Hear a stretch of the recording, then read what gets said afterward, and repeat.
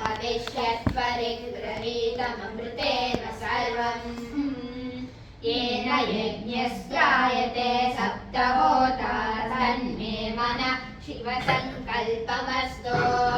येन कर्माणि प्रचरन्ति धीरा यतो वाचा मनसा चारुयन्ते यस्संवितं मनसा सञ्चरन्ति तन्मे मनः शिवसङ्कल्पमस्तु येन कर्माण्यपसो मनीषिणो यज्ञे कृण्वन्ति विगतेषु धीराः यदपूर्वं यक्षमन्तं प्रजानां तन्मे मनः शिवसङ्कल्पमस्तु यद्प्रज्ञानभूतचेतो धृतिश्च यज्ज्योतिरन्तरमृतं प्रजासो यस्मान्नरुते किञ्चन कर्म क्रियते तन्मे मनः शिवसङ्कल्पमस्तु सुषरधिरश्वानि वयं मनुष्यान्मे नियुते पशुभिर्वाजिनीवान् प्रविष्टं यदचरं यविष्टं तन्मे मनः शिवसङ्कल्पमस्तु यस्मिन् वचः सामयजोगुं श्रेयस्मिन् प्रविष्टारशनाभाविभाराः यस्मिद्गश्चित्तगं सर्वमोदं प्रजानां तन्मे मनः शिवसङ्कल्पमस्तु यदक्षरं त्रिशतगं सुवीर्यं यज्ञस्य गुह्यं नवनाभमायम् दश पञ्चत्रिविंशतं यत्परं तन्मे मनः शिवसङ्कल्पमस्तु यज्जाग्रतो दूरमुदयतु सर्वं तत्सुप्तस्य तथैवेति दूरङ्गमं ज्योतिषां ज्योतिरेकं तन्मे मनः शिवसङ्कल्पमस्तु येनेदं विश्वं जगतो बभूव ये देवानि महतो जातवेदाः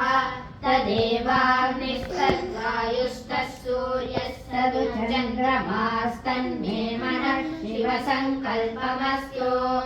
येन द्यौ पृथिवी चान्तरिक्षं च ये पर्वताः रज्जो दिशश्च येनेदं जगद्व्याप्तं प्रजानां तन्मे मनः शिवसङ्कल्पमस्तु ये मनोहृदयं ये च देवा ये दिव्यापो ये सूर्यरश्मिः ते श्रोत्रे चक्षुषी सञ्चरन्तं तन्मे मनः शिवसङ्कल्पमस्तु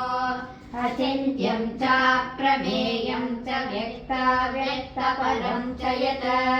सूक्ष्मात् सूक्ष्मतरं ज्ञेयं तन्मे मनः शिवसङ्कल्पमस्तु एकादश च शतं च सहस्रं चायुतं च नियुतं च प्रयुतं च अर्बुदं च निर्बुदं च तन्मे मनः शिवसङ्कल्पमस्तु ये पञ्चादशशतं सहस्रमयुतं निर्बुदं च अग्निचित्ते शरीरं तन्मे मनः शिवसङ्कल्पमस्तु वेदाहमेतं पुरुषं महान्तमादित्यवर्णं तमसः परस्तात् यस्य योनिं परिपश्यन्ति धीराः तन्मे मनः शिवसङ्कल्पमस्तु यस्यैनं धीराः पुनन्ति कवयो ब्रह्माणमेतं त्वावृतमिदम् स्थावरं जङ्गमं द्यौराकाशं तन्मे मनः शिवसङ्कल्पमस्तु परात् परतरं ब्रह्म तत्परात् परतो हरिः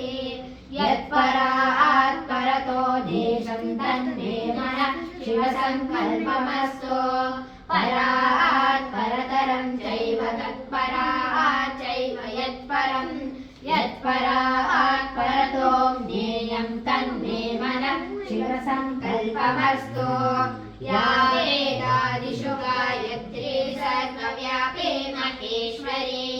ऋग्यजुः सामाथर्वैश्च तन्मे मनः शिवसङ्कल्पमस्तु यो वै देवं महादेवं प्रयतः प्रणतः शुचिः यः सर्वे सर्ववेदैश्च तन्मे मनः शिवसङ्कल्पमस्तु प्रयतः प्रणवोङ्कारं प्रणवं पुरुषोत्तमम् ओङ्कारं प्रणवात्मानं तन्मे मनः शिवसङ्कल्पमस्तु योऽसौ सर्वेषु वेदेषु पठ्यते अयमीश्वरः अकायो निर्गुणो ह्यात्मा तन्मे मनः शिवसङ्कल्पमस्तु गोभिर्जुष्टं धनेन आयुषा च बलेन च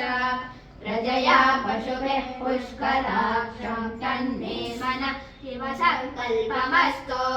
त्र्यम्बकं यजामहे सुगन्धिं पुष्टिवर्धनम् उर्वारुकमिव वन्दनात् मृत्योर्मुक्षीयमामृतात् तन्मे मनः शिवसङ्कल्पमस्तु कैलासशिखरे रम्ये शङ्करस्य शिवालये देवतास्तत्र मोदन्ति तन्मे मनः शिवसङ्कल्पमस्तु कैलासशिखरावासं हिमवद्भिः संस्थितं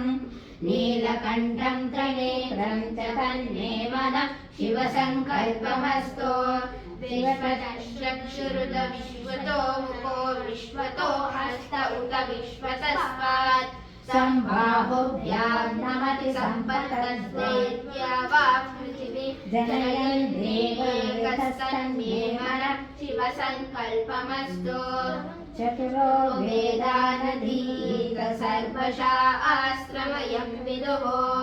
इतिहासपुराणानि तन्मे मनः शिवसङ्कल्पमस्तु मानो महान्तभूतमानो अर्भकं मान उक्षन्तमान उक्षितं मानो वदे पितरं मोदमातरं प्रियामानस्तन्वो रुद्रैषस्तन्मे मनः शिवसङ्कल्पमस्तु मानस्थो केतनये मान आलिषि मानो गोषु मानो अश्वेषु रीरिषः वीरान्मानो रुद्रभामितो वदे हविष्मन्तो नमसा विधेम ते तन्मे मनः शिवसङ्कल्पमस्तु ऋतवं सत्यं परं ब्रह्म पुरुषं कृष्णपिङ्गलम्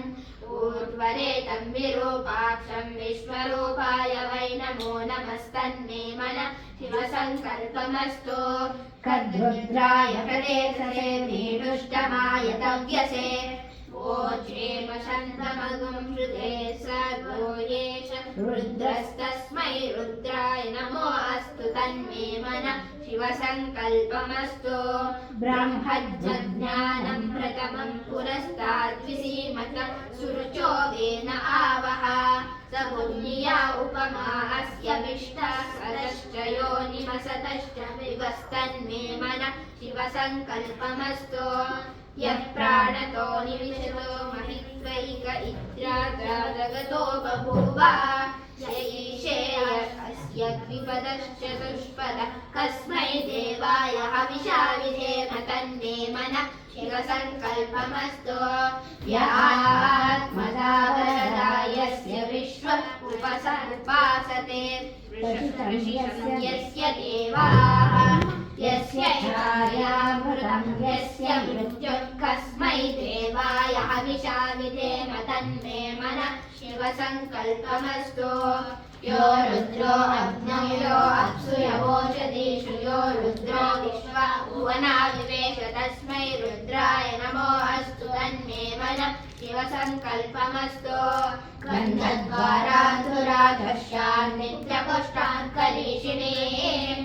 ईश्वरीवं सर्वभूतानां तानिहोपक्वये श्रियं तन्मे मनः शिवसङ्कल्पमस्तु नमकं चमकं चैव पुरुषसूक्तं च यद्विदुः महादेवं च तत्तुल्यं तन्मे मनः शिवसङ्कल्पमस्तु वैष्णवं शिवसङ्कल्पं सदा ध्यायन्ति ब्राह्मणाः ते परं मोक्षं गमिष्यन्ति तन्मे मनः शिवसङ्कल्पमस्तु ॐ नमो भगवते रुद्राय शिवसङ्कल्पगं हृदयाय नमः ॐ शान्तिः शान्तिः शान्तिः।